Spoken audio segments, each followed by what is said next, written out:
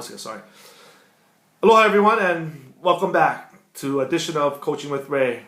I'm here with Vince Manuai, and we just got through our session, and I asked if he could share a little bit about what his experience was. So, Vince, take it away.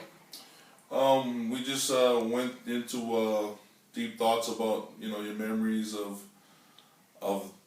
the negative things that were bugging us, that's still with us, even though we think we got rid of it.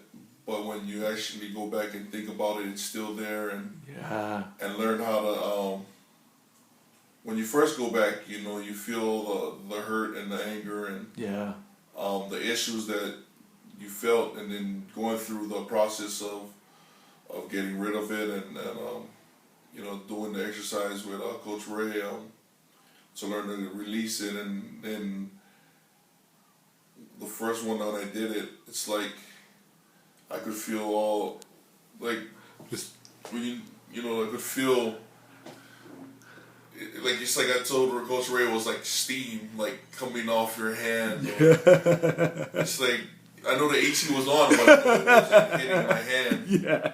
So it was weird, and I could feel like all the whiteness on my hand, like it just like a relief and a release, and then when you go back and the thought about what happened, it's like in my mind I was okay with it already, and I could actually tell the person when I told you when I was in the shower, I would almost cry. Yeah. The next time I thought about it was like, hey, it's like me telling myself then, it was like, it's okay. I love you, and I care about you, and you'll be okay. Beautiful. And now it's more like it's fresh, and doing the next exercise, you could kind of feel it again. Yeah. But you could actually feel like just stuff just pushing out your body, and then just doing exercises. So was crazy experience for you? It was. I mean, because it's so hard to really tell anybody because they're gonna think differently. Right. And it's so hard to just say, because if I tell somebody this, somebody else, they're gonna think I'm selfish. Yeah. To actually talk to somebody that understands, because it's so hard. Like it's just like fans; they think they know the answer to a football team success, but they don't understand. And then, so it's like that. My profession, I always gotta hear it, like who you should draft, who you should do this, or that's so funny, man. But people don't understand that in the profession, and me sharing you of every step I've been in the NFL, it's like I never got the recognition, which is true if you look at it. Whether it's a high school, not being an advertiser, or college, my junior year, not making the first team, and everybody asking you, and then in the NFL, playing for 8-9 years and not being in the Pro Bowl. It happened throughout, not just one level, but every level. Yeah. But when I talk to my friends, most of my friends understand it, and they see it, and they are amazed. And they go, who picked the Pro Bowl? And I just tell them the same thing. Right. I don't know. Yeah. I don't know no more. I don't control it, and how I was telling you, it's like, there's no point in running extra. Why? I'm only, it's like, I don't want to set myself up for failure. Right. I don't want to go and think I'm going to work out like 10 times harder and then still not make the Pro Bowl. Right. And like I said, my friends used to tell me, it's like, whether when I was then an advertiser or first team in college, my friends always kind of put it in perspective, like, but you're still playing, but it's still hard because it's like that time and moment, something that you could tell me. That's right. That would have made it better. Right. It's that day and that time that I know, like, fully confident in what I do and what I believe, and the stats show for a fact. Right. And especially when you have more than half of your teammates telling you what happened. Right. It's like, I'm just shocked at them. I don't know. Right.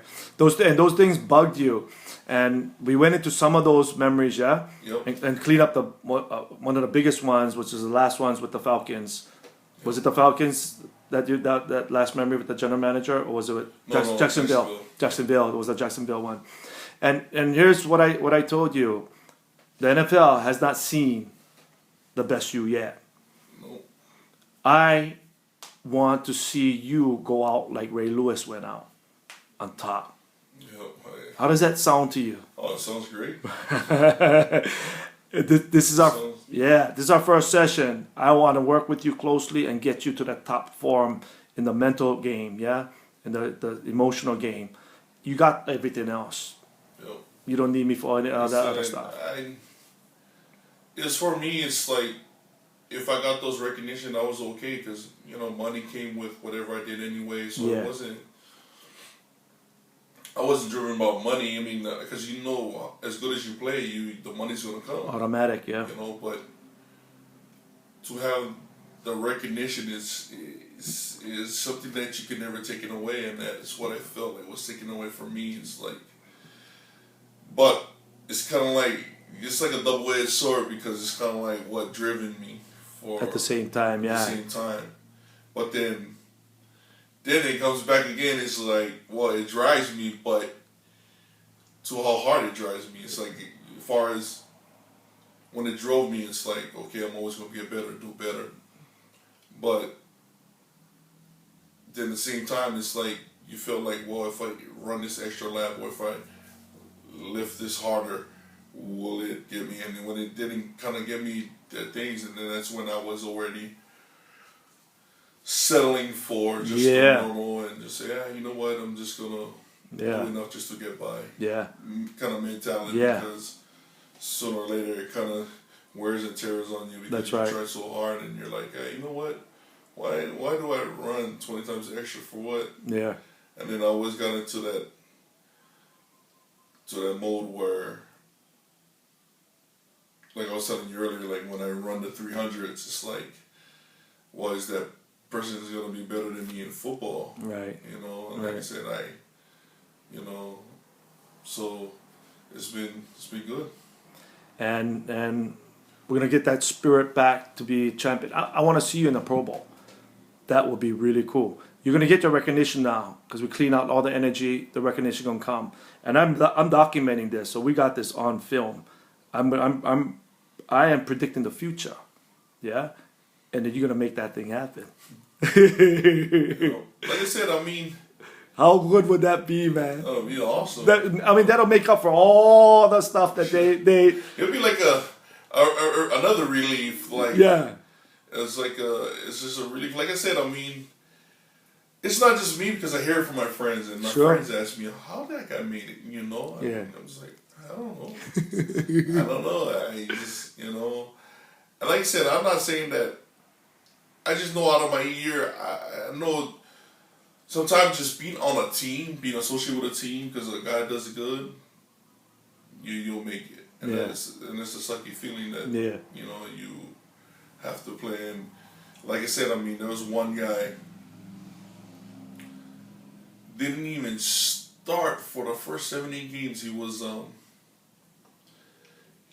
going through lockout, like he wasn't gonna sign. He was going through a tender. He comes in on the 8th game, I think, started for the Knicks. And then, mind you, Pro Bowl is voted like on a 14th week, so technically you don't play 16 weeks for the Pro Bowl. Right. Mm-hmm. Technically it's like 13 or 14 weeks. Then they'll start doing the pick. So this guy comes back on the 7th or the 8th week. So mind you, you're gonna start the next 6-7 games. And go Pro Bowl. And he made the Pro Bowl. Right. He made the Pro Bowl. That was sick. That's one of the moments when I said it was like, wow. And he played for New England. Yeah. I didn't know him personally. He's a good player. Yeah. Don't get me wrong. Yeah. But it's like you started the last like 6 to 7 games and you made the Pro Bowl. I was just like, wow. No worry, bro. Your day is coming. Redemption. Yep. Your day is coming. That's what I look forward to. This is what I train to do from my side. So if there's anything that I can do, I will do it. And together, I know it can happen. I want to thank you for really taking your time and sharing with my audience. Yeah, it's an honor and a pleasure to work with you, Vince. And I look forward to great success in the future. Appreciate it. Thank you so for, much. Working with me. Thank you. Pleasures and honors all mine. And for all of you guys, thank you for tuning in. And mark your calendars, March 16th, Blaisdell. In fact, I want Vince to be my guest. You're going to be in town March 16th? Definitely. I mean, I definitely would love to come by March 16th. And that will be like outstanding. I said, hopefully we're on that process of working out and oh, yeah. You know, so. Oh, yeah. I mean, I know if when I come up, I'm not going to do no backflips, but who knows, bro? I know my body is going to probably be more, you know, oh, intact, yeah. You know, and hopefully at that point when I do come March 16, you know, we have a, you know, process of saying, you know what, hey, you know, this team called, and, oh, yeah. You know, I know usually around that time, that's when it happens. The phone calls come in. Yeah, phone calls come in, and then, you know, by March 16, I mean, right now I'm gauging to start working out between mid-February to try to create the buzz. And like I said, hopefully by March 16, you know, we got something going. And teams don't start till April 23rd or April 21st. Okay. So, but then by March 16, we're looking at where to work out. And if not, just continue the process to early April, and then by then you'll find out. We'll make it. We're gonna make it happen. You guys heard that live from him himself.